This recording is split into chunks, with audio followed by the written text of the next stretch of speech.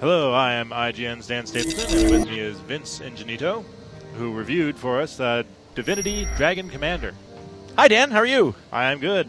Awesome. You like this game. I do like this game. You liked it enough to give it a 7.8, which means good. Yes, it means, and it's like on the high end of the scale, so it means it's very good. And good, but not quite great. Not quite great. You know, a couple of things do keep it from reaching greatness. Which we'll point out a few of those in a minute, because most of them are the stuff that relates to battle and the UI and some of the polish there. But here we're inside the Raven. This is the kind of mothership where you command your empire from. So we're going to go now to the throne room, and you're going to see. I'd like to raise a proposition. This is a very interesting looking game. I've got to say, it's a strategy game, right? So it's kind of like the dual layer, Total War style thing, where it's got the big strategy turn-based map and then tactical battles inside, right? So that's the structure. Absolutely. It mixes the two, the empire building and the land grabs and the getting new territories and managing your tech and managing where you put your armies.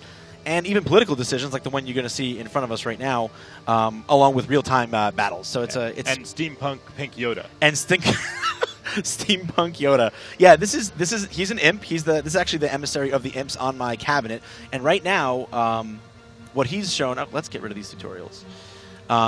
What he's suggested, because imps in this game are all about science, and so he's saying, I don't understand why we're teaching religion in our schools. That's just poppycock.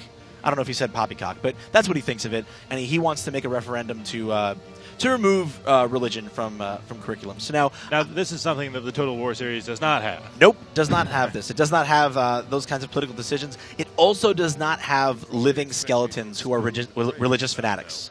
So that's also another point in the game's favor.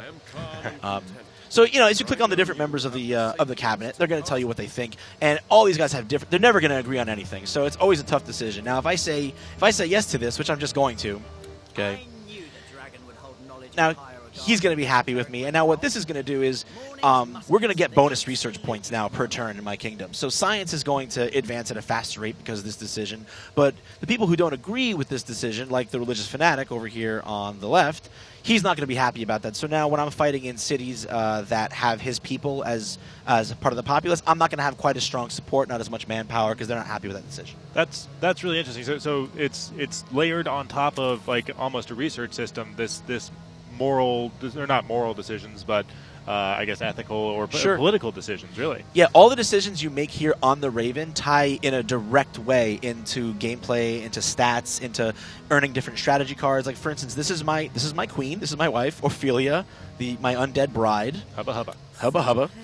And I don't want to give away too much about her story, but every one of these... I think she has an eating disorder. A very acute one. And and what her thing is that she wants to become human. And so there's different ways of going about making her human, and there's different side quests you can kind of do for her. Not side quests so much as like choices you make in the kingdom and what you choose to do. And you can arrive at the outcome a bunch of different ways, and depending on what you do, she's got like 3 or 4 different endings. So and all of the different princesses are like that. They all have different agendas, and doing their bidding and interacting with them helps your kingdom in different ways too. I suggest that she eats a sandwich and drops the meth addiction. I think that's an excellent suggestion. I don't know if that's an option in the game. Perhaps in a patch, they should definitely get in touch with you. This here is where we're going to do all our research, and we have up here you can see we have 20 research points, so we can kind of say this is the very beginning of the game, so not a lot of units are unlocked. What I have, this is a custom campaign. This is not the normal story campaign. You can choose a custom so that you can kind of make all your decisions differently every time and kind of quickly randomize the different political events that can happen. It gives you some replay value. Exactly, gives you a lot of replay value. So, you know what, Vince? I haven't seen any dragons yet. Oh my God! Okay, so we're gonna see some dragons then. Let's dragon it up. I want to command one.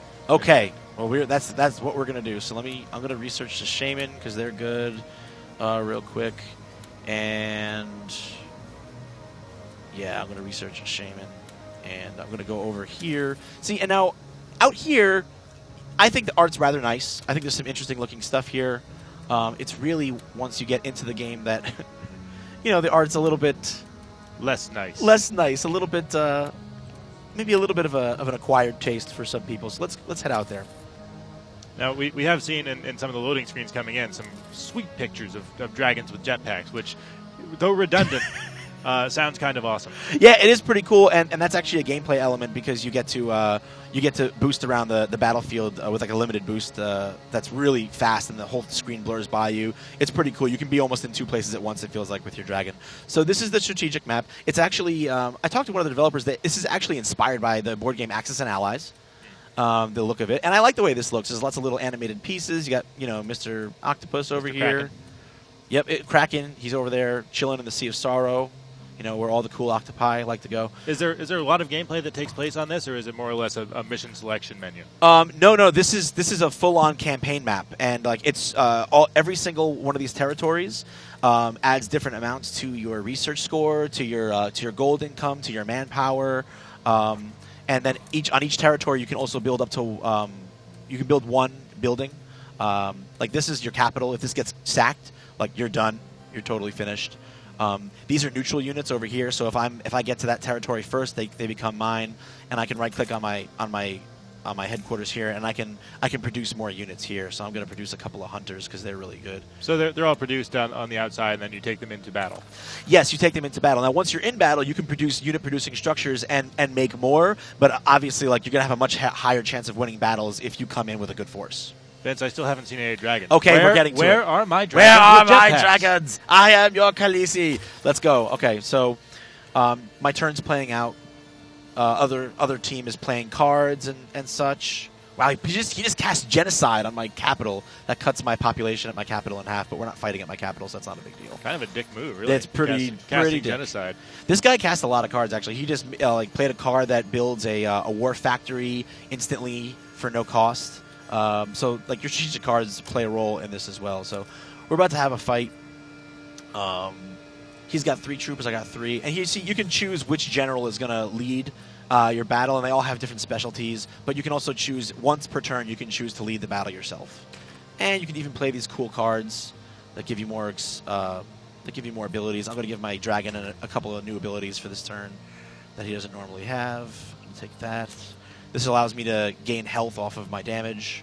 So it's got a bunch of CCG mixed in with its risk. Yep, and depending on what buildings you've built, you're also going to have like every several turns like new. You're going to have new cards become available to you for you to play. Yeah, there's our sweet dragon. Yes.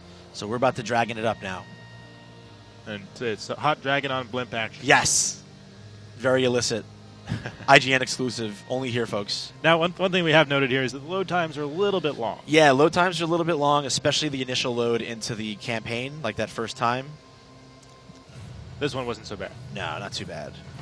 Okay, and so here you can see right off, the art style is a little strange. I mean, it's kind of like, I was saying before, these painterly, pastel-y colors and looking nice, and then it's like, oh my god, blue. It's not bad. These are the bluest icons ever, and these are the reddest ones you've ever seen. Where they are, yeah, they are. So it's a little bit, it's a little bit much in that respect. It has especially when you zoom in, it has a little bit of an MS Paint vibe to it. Right, exactly, and that's kind of the rough thing. So these guys here are my troopers. These are basic kind of backbone units. Can we zoom in and see them? Sure. And they have this kind of steampunky look to them, and it's like against the foresty kind of fantasy backdrop. For me, it doesn't quite vibe in terms of art direction. It's kind of inconsistent. It's tough for me to reconcile these units existing in a world like this. But, to each their own. So I'm going to start pumping out some units here. So you are able to build units on the tactical map? Yes, absolutely. You absolutely are. And but the units you build while you're inside the battle, those are not going to stay with you once you're out. So you only maintain the ones that are that are on your map. Right. That started there on your map. So what I just did was the first thing you want to do is you want to roll out and capture some territories and build new citadels. Citadels are the things that are going to allow you to gain more recruits. Recruits are like your resource, your universal resource that kind of gives you the ability to make things. And, so, Vince, where are my dragons? Okay, right here is a timer, and until this timer runs out, I cannot dragon it up, but once that timer runs out, I am going to summon a dragon and rain all kinds of hell down on everything, I promise. So the goal here is it a simple destroy the enemy's base? It's basically you want to take out all their buildings and all their citadels mainly, so that they don't have any more. There we go, dragon. Bam, dragon.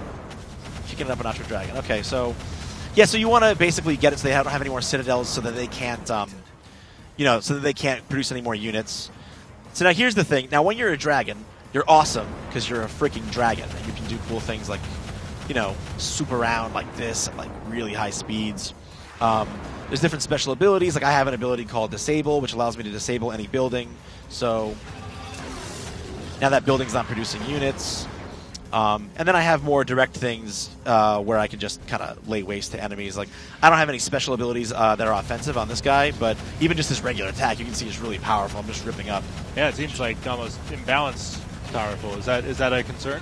No, it's definitely not a concern because now there's different units that actually specialize in taking out air units, and one of the most basic units in the game is actually the Grenadier, which like absolutely decimates dragons. So it's like unless you have troopers to kind of balance things out for you, like you're gonna get torn up by them. And you've played some multiplayer. It hasn't been a problem where somebody just comes in and destroys all your troops? No. I mean, like that's gonna happen, but that's where you're gonna bring your dragon in, and you're going to, you're gonna fight back against them. Like dragon dogfighting becomes like a pretty big part of the equation. And then like just like in any other RPG, actually, you kind of have a thing where you're either building your dragon out custom-wise for fighting other dragons, or custom-wise for supporting your troops, or for taking out buildings. So you can really be very specific about how you customize and how you build out your troops and your dragon, so that they work together. How to train your dragon, so to speak. Right, exactly. How to train and tame your dragon. The game. That's what we're actually playing right now. So yeah. So right now you see these Grenadiers are here. Like those are Grenadiers. I don't really want to be anywhere near there until I have more of a concentrated force to go with me with my dragon. But that's cool. Like I can totally do two things at once. Like I can have my dragon out. I can select all my troops and then kind of command them to go over there. And this was one of your biggest problems with it, though, is the controls here. Yeah. So now the thing is, while I'm in this mode, the only way to select units is with hotkeys. So like I can press F2 to select all my units on the board. I can select F3 to select everything near me. And then if I have any control groups numbered, like pressing 1 and 2 and 3 doesn't get them anymore because those trigger my abilities. So I have to hit Alt 1, Alt 2, Alt 3 just to get control of my troops, and then tab through their hotkeys for all their special abilities. So trying to call all your special abilities at the same time and produce troops, and it can be a little bit much. It's a lot to balance. You do get used to it eventually, and you can get good at it, but it really does. At first, especially, it's just like, what am I doing? And it feels very clunky. Are those controls customizable? They're customizable. Yes, you can rehotkey them. It's not so much their placement that's so bad, as much as it's just the fact that you have to hit so many different things just to have normal fun. I mean, because obviously in an RTS, like commanding your troops just feels like it should be natural and normal. And in this big feature of the game where you're a dragon, it actually doesn't feel natural and normal at all. It's still doable. It doesn't break the game, but I mean, at first it's just painful, and it never feels elegant. It never reaches a point where it feels elegant. And that's the biggest reason I had to mark the game to where I did, is because I do think that once all the elements come together, it's a whole lot of fun, and I think it presents a lot of moral quandaries and political quandaries in ways that most games are kind of afraid to do, and I really salute that. I like the way it layers that on top of it, and rather than just choosing between one or two different things, you're picking like a binary choice. You're picking one or the other, and it's layered on top of that this decision that has like social weight to it. It's not just clicking what one button or the other. It's saying it's making a social policy about your empire, which I think is a really creative way to do this. Yeah, I think it's definitely terrific, and with all those elements, I think the big thing here is it's the sum of all the parts, right? It's the way all the different elements come together. I mean, like just moments like this where you're looking at the whole battlefield and you're seeing there's like clashes going on all over, like tons of units just flying at each other. You're flying above all of it with a drag, and you got this, these nice lighting effects kind of making it look epic. When it all comes together, it's really, really great, and there's a lot of depth and elements to it. And each of the elements are simple to navigate, and it's all simple and easy choices, but once they all come together, it's something a lot more complex and deep. It just takes a lot to get through learning all those different choices and how they impact the game, and how to control it all in a way that doesn't make you look totally horrible like I probably look right now. All right. Well, Vince, thank you for showing it off. It's actually looking pretty cool. I might want to check this one out myself. Yeah, no, definitely for any strategy fan, it's something they should at least look at. It's not bad by any means. It's a little rough around the edges, but totally worth your time. And then for more on Divinity Dragon Commander, stay on IGN. We'll see what we can do for you. Thanks a lot, Dan.